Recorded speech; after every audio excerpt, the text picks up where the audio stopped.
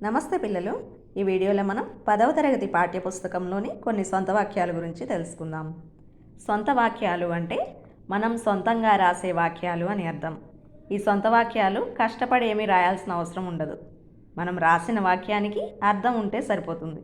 అంటే మనకు నచ్చినట్లుగా ఇచ్చిన పదాన్ని వాక్యంలో చక్కని వాక్య నిర్మాణంలో రాయాలి.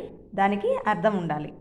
అంతేకాకుండా మనం ఇచ్చిన పదాన్ని ఉపయోగించి ఒక్క లైనే రాసామే తక్కువ మార్క్స్ వస్తాయేమో, ఎక్కువ లైన్ రాస్తేనే ఎక్కువ మార్క్స్ వస్తాయేమో అని ఆలోచించాల్సిన అవసరం కూడా ఉండదు. మీరు ఒకే లైన్ రాసినా కూడా ఇచ్చిన పదాన్ని వాక్యంలో వచ్చేలాగా రాసుకోవాలి. దానికి అర్థం ఉండాలి, అంతే. ఇప్పుడు కొన్ని సొంత వాక్యాలు చూద్దాం. మొదటిది క్షేత్రం. క్షేత్రం అంటే పుణ్యస్థలం అని అర్థం. దీనికి సొంత వాక్యం: తిరుపతి పుణ్యక్షేత్రాన్ని దర్శించుకోవడానికి దేశ విదేశాల నుంచి భక్తులు వస్తారు. ఇప్పుడు నేను మీకు ఇచ్చింది ఎగ్జాంపుల్ మాత్రమే, సేమ్ ఇలానే రాయాలి అనేముండదు.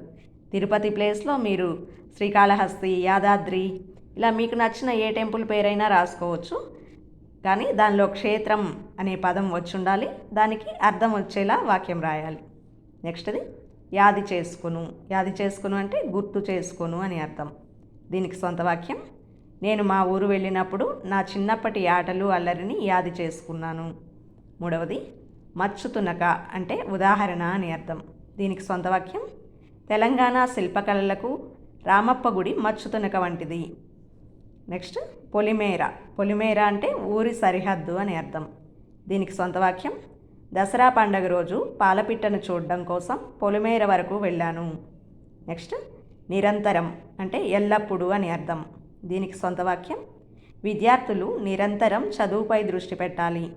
నెక్స్ట్ చెరగని త్యాగం అంటే ఎప్పటికీ గుర్తుండే త్యాగం అని అర్థం.